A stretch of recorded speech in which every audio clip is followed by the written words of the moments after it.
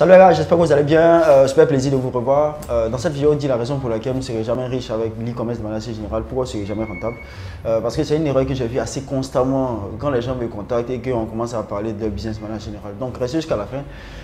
Dans cette vidéo, je vais vous expliquer deux cas sur lesquels j'ai travaillé et aussi je vais vous dire comment est-ce que vous devez faire pour éviter ce genre de conversation, ce genre de choses de manière assez générale. Salut à tous, je suis Smells Moreau, bienvenue sur ma page. Comme ici on parle d'e-commerce, de Facebook Ads et de toute cette panoplie de choses. Si ça t'intéresse, n'hésite surtout pas à t'abonner. Et j'ai mis une formation qui est entièrement gratuite juste en bas, qui va te permettre réellement de lancer tes publicités assez sereinement sur Facebook dans les nouvelles qui sont, ce sont les nouvelles méthodes. Donc sans plus tarder, je commence.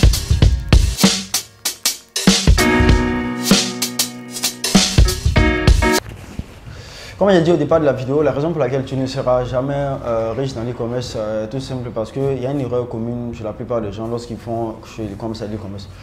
Je vous explique l'histoire assez brièvement. Souvent, il y a des personnes qui me contactent et j'essaie de comprendre un peu ce qu'ils font, ce qu'ils vendent et puis en plus, ils sont margés à combien et tout ça. Il y a une fois qu'il m'a contacté, elle m'a dit qu'elle fait des sacs, c'est-à-dire elle vend des sacs, elle prend des sacs en Turquie qu'elle revend. Je lui ai juste demandé, elle vend ses sacs à combien, elle prend ses sacs à combien. Elle m'a dit que le sac lui revenait à, je crois, 6 000 francs. Qu'elle avait l'intention, par exemple, de vendre le sac à 8 000 francs ou, je sais pas, 8 000, 9 000 francs par là. Mais je lui ai dit, sur le marché, par exemple, les sacs sont vendus à combien? Elle m'a dit les sacs sont vendus généralement à 8 000 sur le marché. Mais qu'elle a l'intention souvent peut-être de vendre le sac, je sais pas, peut-être à 12 000 avec la livraison gratuite et tout ça. Ça, c'était la première histoire, généralement. Le deuxième cas, ça, c'était un petit qui m'a un jour aussi contacté. Je lui ai demandé, il m'a dit qu'il vendait des filtres à eau dans lesquels, généralement, il prenait les filtres à eau à 3 000, je crois, ça allait venir à 3 000. Et il revendait les filtres à eau à 6 000 francs, généralement. Le souci, souvent, même si vous vendez, par exemple, n'importe quoi, le filtre à eau à 6 000, ok, je lui ai juste demandé, il est margé, c'est-à-dire il est margé à 3 000. Donc, quand vous pouvez voir ces deux histoires-là de manière générale, la similitude, c'est que les marges sont assez faibles. Tout simplement parce qu'ils mettent des coûts qui sont relativement, soit ils vont se calibrer réellement par rapport à la concurrence, ou bien ils vont essayer aussi de vendre en dessous de la concurrence, histoire de pouvoir vendre comme ça conséquemment. Mais le problème qu'il y a avec ça, en ayant une très petite marge, c'est qu'ils ne tiennent pas compte généralement de ce que Facebook prélève à chaque achat du commerce de leurs produits. Donc, prenons un cas qui est simple.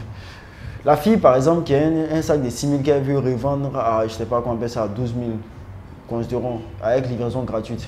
Si on enlève la livraison qui tire aux alentours peut-être de 1 500, automatiquement, elle a une marge de 3 500. Si on enlève dedans tout ce qui concerne, par exemple, Facebook, généralement, elle risque de tourner en dessous, c'est-à-dire elle risque d'avoir peut-être une marge entre peut-être 2 500 par là.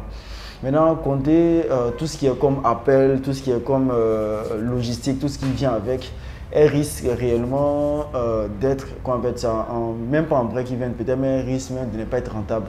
Donc, il y a aussi le deuxième cas, par exemple, concernant les filtres à eau. Lui, il a une marge de 3 000 et la marge de 3 000, même s'il fait de la publicité, forcément, il aura forcément un coût par achat. Donc, si on enlève dedans le coût par achat, en plus de ça encore, on enlève encore tout ce qui est comme frais annexes, c'est-à-dire tous les petits frais qui viennent avec. Généralement, on est assez très short réellement aussi en termes de rentabilité, hein, toute l'énergie que vous mettez là-dedans. Ça, c'est que je peux vous raconter plein d'histoires comme ça. Les gens font généralement la même erreur concernant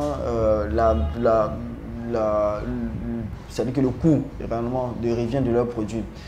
Il faut savoir une chose, vous n'allez jamais gagner la guerre des prix. C'est-à-dire que si vous prenez un produit et que vous vous concentrez réellement à réduire le prix par rapport à la concurrence, il y a quelqu'un d'autre qui sera assez fou plus que vous, généralement, pour faire encore des coûts plus bas.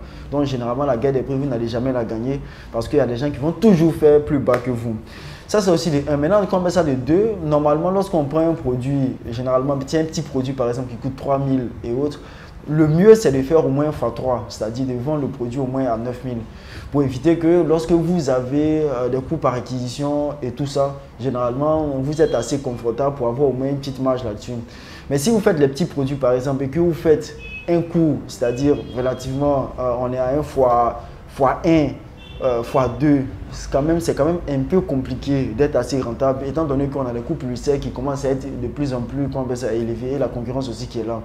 Donc, au lieu de maximiser réellement sur le côté moins cher, généralement maximiser sur la valeur perçue, c'est nettement mieux. C'est-à-dire faites des choses un peu plus qualitatives et essayez de vous différencier par rapport, même si c'est le même produit, mais par rapport à des produits qui sont différenciants ou bien quelque chose qui apporte une valeur ajoutée.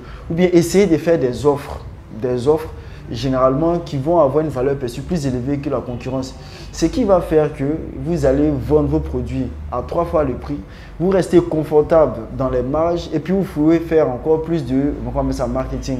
Parce que si vous vous concentrez exclusivement à vendre des produits qui sont hyper moins chers, généralement, ce n'est pas viable dans le temps. Si vous faites ça, vous aurez du mal. Et puis si vous ne faites même pas attention, vous allez être en déficit. Vous ne pourrez même pas avoir de rentabilité réellement par rapport aux différents choses. Or, c'est quelque chose que je vois constamment dans la plupart des gens qui font de l'e-commerce, ou même la majeure partie des gens qui me contactent par rapport à leur business en question. Essayez d'innover peut-être un peu, de prendre des produits qui sont différents. N'essayez pas forcément de copier les gens, je ne dirais pas bêtement, mais copier les gens. Parce que quand vous copiez, vous serez obligé de vous aligner par rapport aux autres personnes et fixer les prix par rapport au prix aussi du marché. Ça, c'est une fixation de prix qui est dangereuse parce que quand vous faites ça, quand le marché aussi va descendre, vous serez obligé aussi de descendre aussi avec le marché. Ça n'a pas réellement de sens. Essayez de vous démarquer. Ça, c'est quelque chose qui est hyper important. Sinon, vous ne pouvez pas faire un business, vous ne pourrez jamais faire un business viable avec ce genre de comportement. Donc, c'était un peu ça. C'était un peu une manière de vous expliquer un peu le bien fondé de marger conséquemment par rapport aux publicités. Parce que sans ça, vous aurez du mal réellement à être rentable sur la majeure partie de vos publicités. J'espère que vous avez compris ce conseil. Comme je l'ai toujours dit, ça m'a fait super plaisir encore de partager cette vidéo-là avec vous. J'espère que vous avez compris et que vous allez prendre de meilleurs choix par rapport aux produits, au prix de vos produits. Essayez de voir ce qui est fait et proposer des choses quand même qu'on appelle ça mieux. J'espère qu'en faisant ça, vous allez voir que vous allez sponsoriser assez sereinement et j'espère aussi que vous allez pouvoir faire plus de ventes par rapport à cela. C'est les erreurs que j'ai commis bien avant et que j'ai essayé de pallier à ça aujourd'hui dans mon business en question. Donc, ça m'a fait super plaisir. On se dit à très bientôt. N'hésitez surtout pas à télécharger la formation gratuite et on se dit à très bientôt pour d'autres vidéos.